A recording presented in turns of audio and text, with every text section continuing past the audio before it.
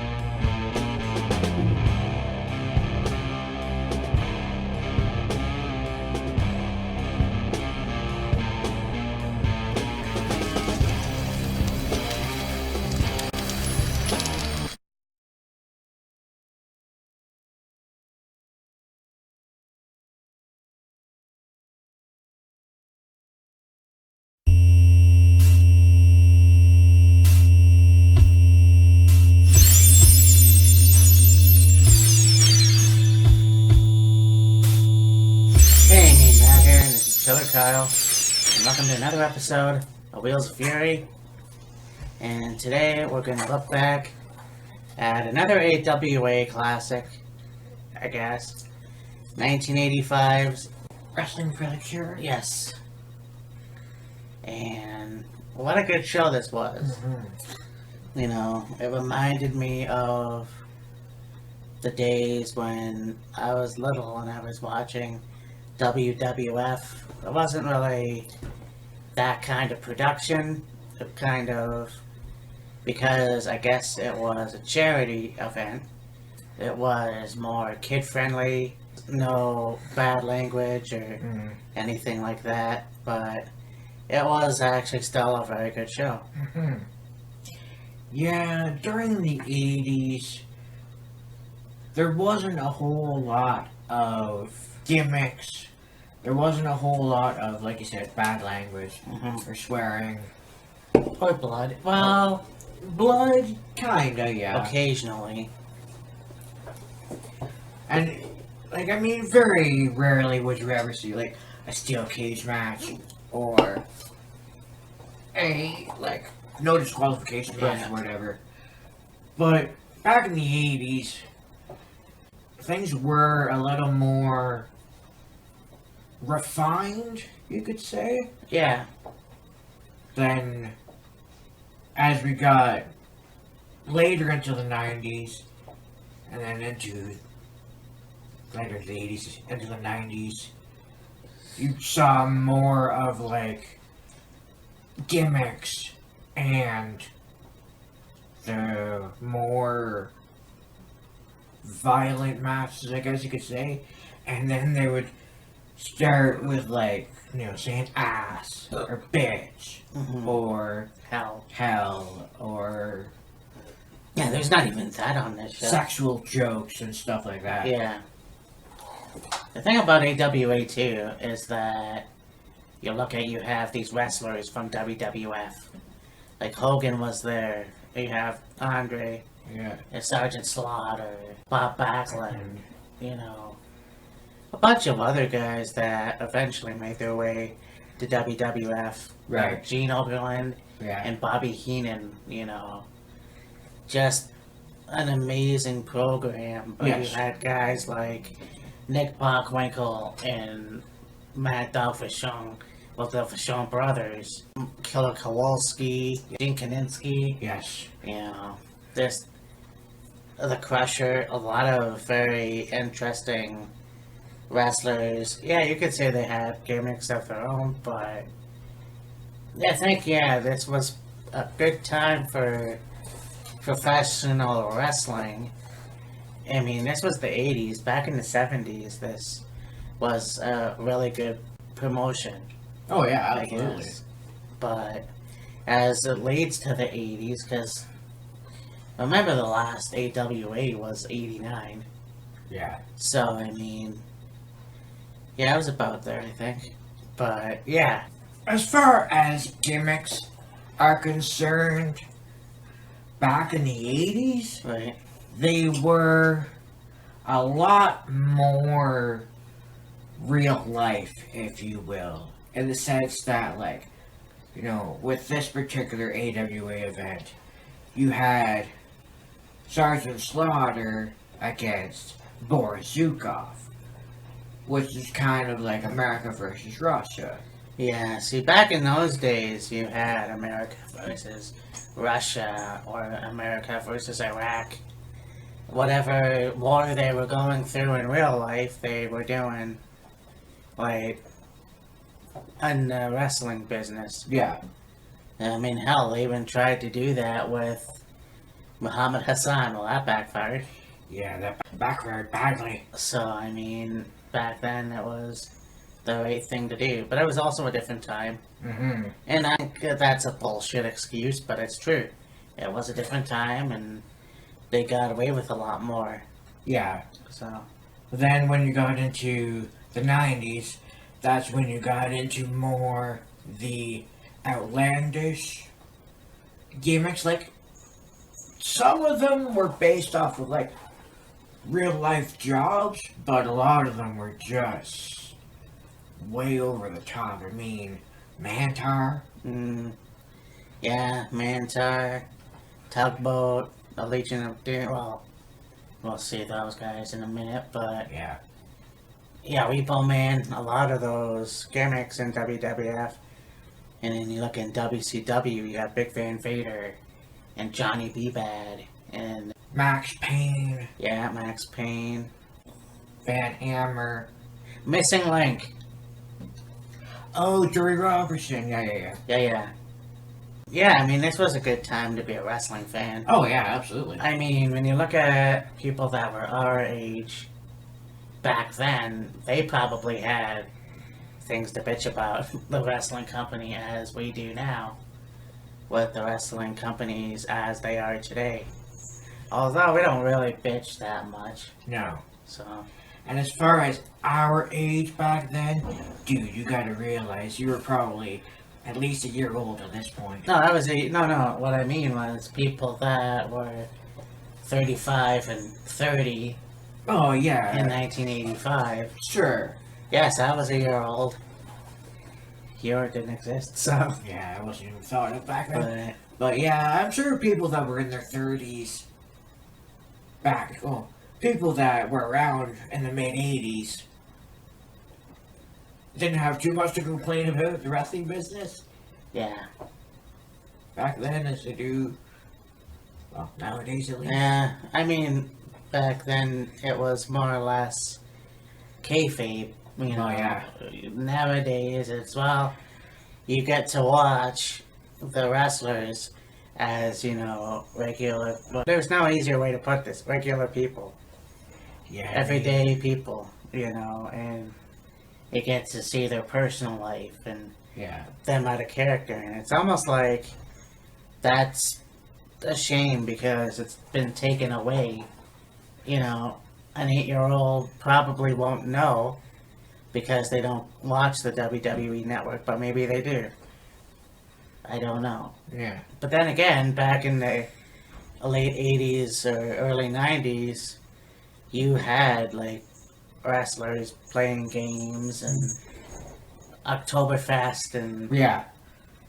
all that kind of cool shit. So, Mm. so this was August 22nd, 1985, Mm-hmm. and this was the Matthews Arena in Boston, Massachusetts. So, Northeastern University Matthews Arena. yeah. Boston. Yeah, Boston Hero, a beer.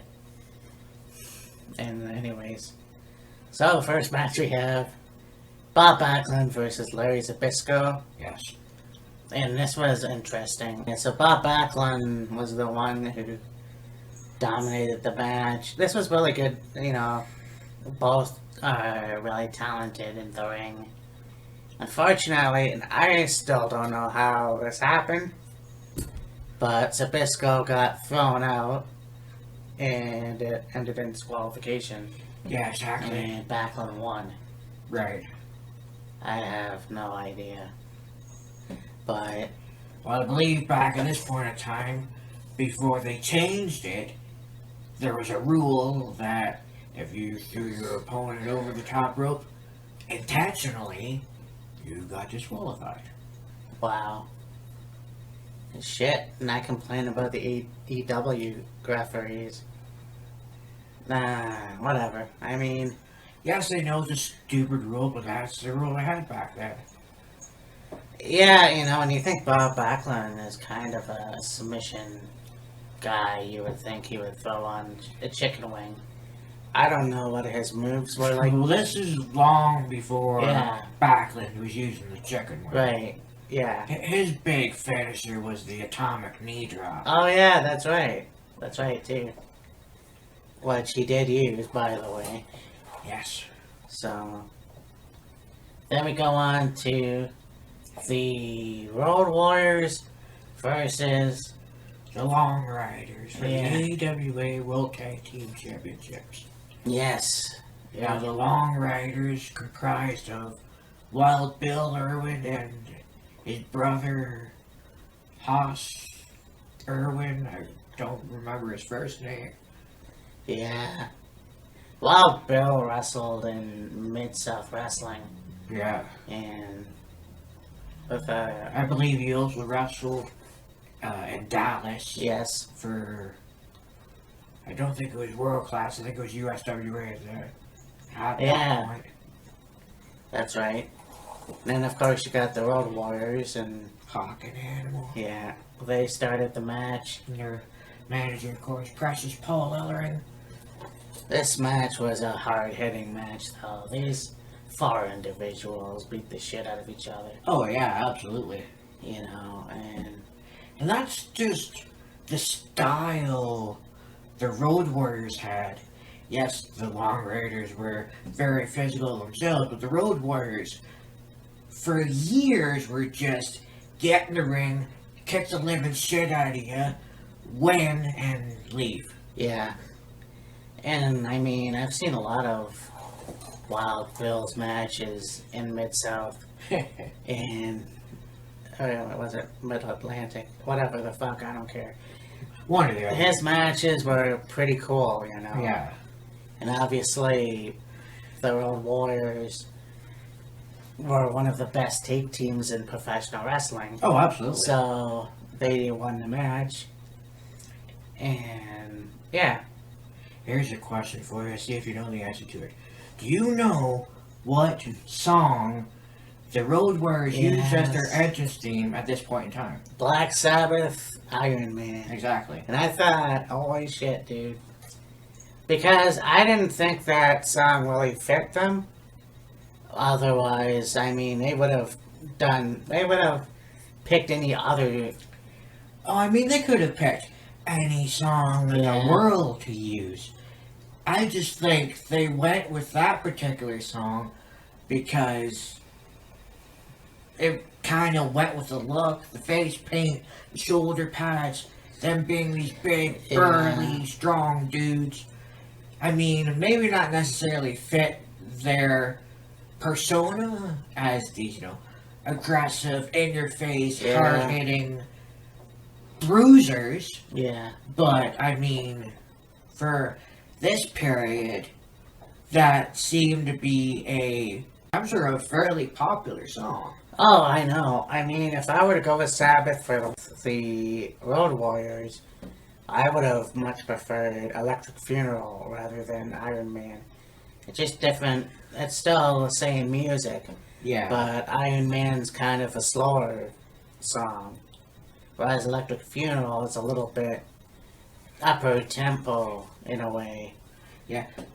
I'm not exactly sure what the reasoning was behind the Road Warriors using Iron Man as their Yeah. theme song when they came to the ring, but I mean, you listen to that song and you look at them, in a way, you really knew that, oh man, this is gonna shit's about to go down. Mm-hmm. And in a way, I believe that when their music played, Yeah. whoever the opponent and the ring was, they were like, oh man, we're gonna get our asses kicked.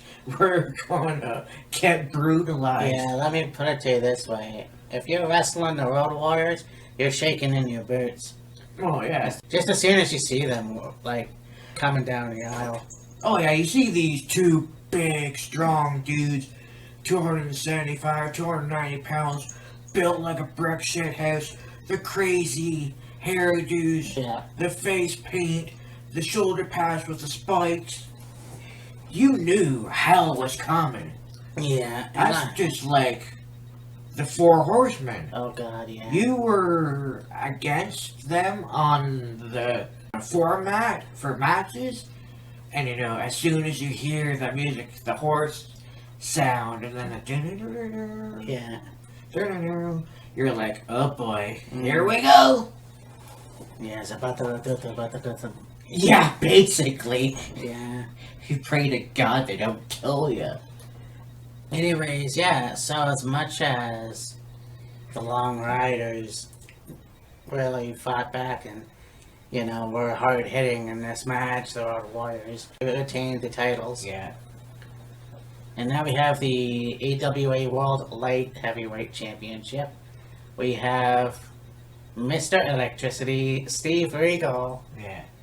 versus Great Gagne in a camouflage outfit. Yeah. Shit. Well, I think it was managed by Sergeant Slaughter as well. Yes.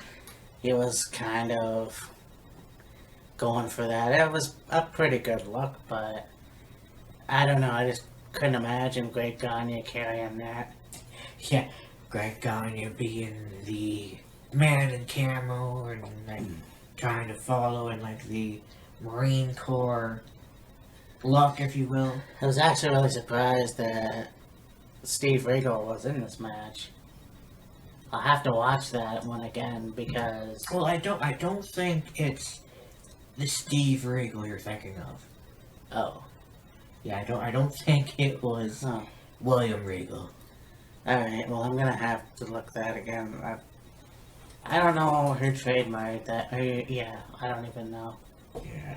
Whatever. Anyways, Greg won this match. Yeah. It's pretty cool to see him in a match too, because I haven't seen him wrestle in a long time. Obviously, his dad was a wrestler. I haven't seen Vern Gagne. I haven't seen a lot of Vern's matches in a long time either. Yeah. So this was pretty cool, but yeah, Greg definitely, and you know, being in the Hall of Fame. So Yeah. Of course, this was in a time where Greg was a singles competitor. I'm not sure how long he was a singles competitor, but there was a period of time where it was Greg Gagne and I believe Jumpin' Jim Brunzell yeah, were a tag team. yes, And of course, that's pre-Killer Bees. yeah, Let's go on to a match with Brad Renegans. That's probably not how you pronounce it. Against Billy Robinson.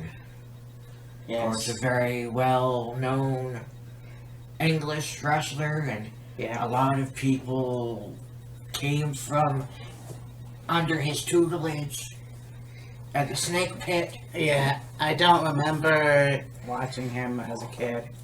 I was told about him, so it was very cool to finally see a match of his. Oh yeah. This match was pretty cool as well. A lot of neat wrestling holds as well, Yes. because, well, obviously, one of the best British wrestlers in, well, wrestling. Uh-huh. So, these two definitely had a good match, Yeah. and it went to Brad. So, Yeah.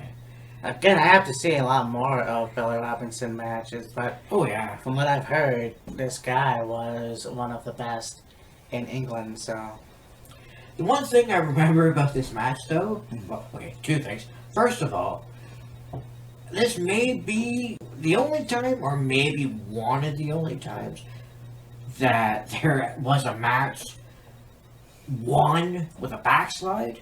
yes, Because you don't really see that nowadays. no, The other thing is, you got two guys on the outside, I don't know who the hell they were, probably guys from a local radio station or whatever. oh yeah, One dude looking like Michael Jackson, the other dude looking like friggin' Skandor Akbar. yeah, It's the closest reference I can come up with. And it's like, what the fuck are these two dumbasses doing ringside? yeah, yeah. I'm not really quite sure, but they were interviewed. Yeah, Like, there was a lot of interviews in this show as well. So yeah. I mean, interviews from like Larry. No, Larry Zbyszko wasn't interviewed. It was So the Long Riders. Long Riders were interviewed. Nick Bockwinkel was interviewed. Sergeant Slaughter was. Yes. So it was a pretty good, like, mix of interviews and wrestling matches, but nothing in between. Well, Right. except we got this video. The guy must have taped it on his VHS because there's commercials on it. So Yeah, I know. yeah, It's like, okay, I know it was 85, but you would have at least figured out a way before you stuck her on YouTube to remove the commercials. yeah, but I don't think people had, because I know for myself, I had a VHS DVD converter machine. I don't think he had that, or he just didn't think to edit, which is, it is what it is. Well, that's what I'm saying. Like, Yeah. I know editing stuff that you may be recording and going to download to social media or whatever Yeah. would have been difficult, but I'm sure there would have been a way. Oh, yeah, for sure. Like, Jesus. Anyways. So we have the AWA World Heavyweight title. We've got Quebec's own Rick Martel versus Nick Bockwinkel. Yes. The aforementioned Nick Bockwinkel, Right. one of the legends in AWA. And One of the biggest names, brightest stars, and probably one of the smoothest talkers in the Oh. business. yeah, one of the only talkers that I know of that, besides Jake, was he could Talk He's- very low key, and not very yell. very neutral, and just talk normally and get his point across. Yeah, there's only 3 guys that I know of that could do that. Jake Roberts, Harley Race, and Nick Bockwinkel. Oh yeah. There's probably others, but yeah, Nick Bockwinkel definitely was one of the best. And it's too bad that he didn't have. Well, maybe he did wrestle in WWF for a little bit. I don't know. I know that he was in WCW, Yes. so I mean, yeah. Well, yes, he was in WCW, but he didn't wrestle. He was like Yeah, he was a booker, not a booker. commissioner, or president, or something along those lines. Yeah, so this was a good match as Yeah. well. I don't believe Rick used Boston Crab in this match, No. but he won. Just can't think what he used as a finisher. Yeah, really. But yeah, anyways, Rick retained the title. It was pretty cool. We talk about how he only had the tag team titles in WWF and not the Intercontinental or the WWF title, but yet you go elsewhere and he was the AWA Heavyweight Champion. Yours. I'm not quite sure where else, but and the guy's still young enough. It would be pretty cool if he came to the WWE again. In fact, it would have been cool, even when La Resistance was in WWE, that he would manage those guys. Yeah. So, I don't know. Yeah. Then we got the last match, AWA American Champion Sergeant Slaughter versus Boris Zukov. And his manager, you could say, Pretty Boy Larry Sharp. Yeah. Yeah, the 80s and 90s were really, especially the early 90s, they were really based on, like, I mean, yeah, good guy versus bad guy, but it was always the American that was the good guy, and usually somebody from either Russia or Iraq who was the bad guy, depending on what war it was, Yes. I guess. But in the 80s, it was more or less the USSR versus the United States of America. Yeah. So, yeah, Boris Zukov. I don't even think the guy's really from Russia, but whatever. This match was pretty good. Mm-hmm. You know, you had a really good showing from Sergeant Slaughter, Yes. and he did win this match, Mm. retaining the title, which obviously, so. He basically threw Boris off the top rope and then pinned him. Yeah, that was a, well, Yeah, that was weird. yeah, But I mean, that's the way, kind of the way things went back then. unfortunately, yeah, if you are an American, you're guaranteed to win. And I mean, that's just the way it is, unfortunately, but Well, I don't necessarily mean, oh, if you're American, you win. I No. mean, in the aspect of, like, matches ended quickly and with oh, no. very non-traditional finishers, you could say. Oh yeah, no, I definitely, no, I know what you mean. It's just the way I saw it when I first watched it, and I mean, they would have other really good matches. Like Boris Zukov was a part of the, wasn't he a part of the Bolsheviks? Yes. So I mean, Boris Zukov and Ivan Nikolai. Koloff and Nikolai Volkov, Yes. and neither of them Russian. So Coincidentally. yeah, but yeah, this was a good show, and I mean, I probably fucked it up a little bit, but I mean, it was. I try to remember what each match was, and I thought I did not bad. Yeah, it did really well. So I mean, and you know, AWA is one of those promotions that I miss.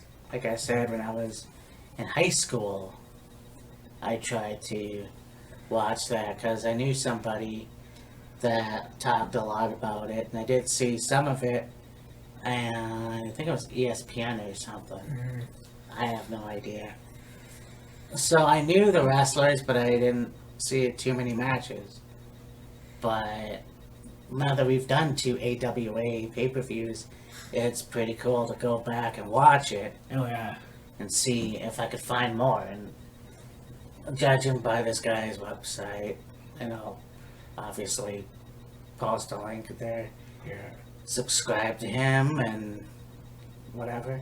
Yeah. And so, I mean, yeah, you know, watching this show was definitely very cool, and I can't wait to see what else we have. Oh, yeah. And so, yeah, I mean, yeah, that's pretty much it. Yeah, Bears. So now that we've done that, you know, next week, I mean, we talked about it last week, and I don't know how this is gonna work. Yeah. Well, actually, Impact is on Tuesday now, so Right. we've got Raw Monday, Impact Tuesday, AEW Dynamite, and NXT Wednesday. I don't know what's on Thursday.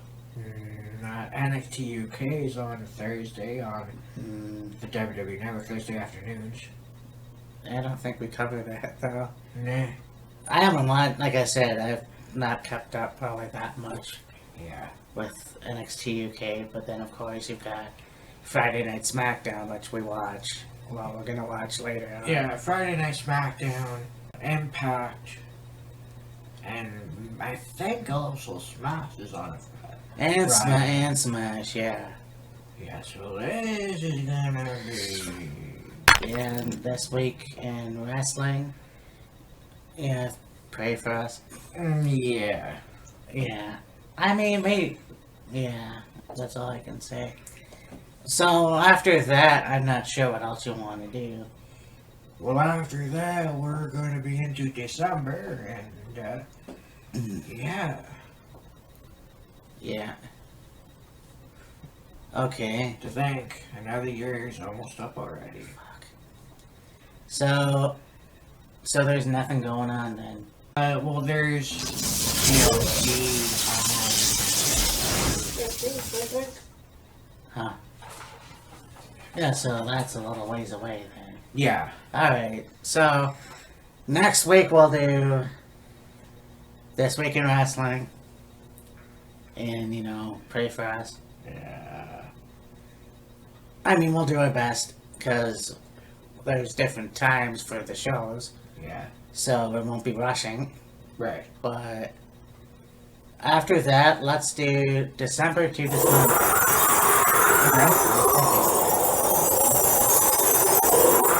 So, this has been another episode for Wheels of Fury. I mean, Matt. This is Killer Kyle. Anything else you want to add? We're coming off the heels of a really good Survivor Series weekend. Yeah, it was really good, actually.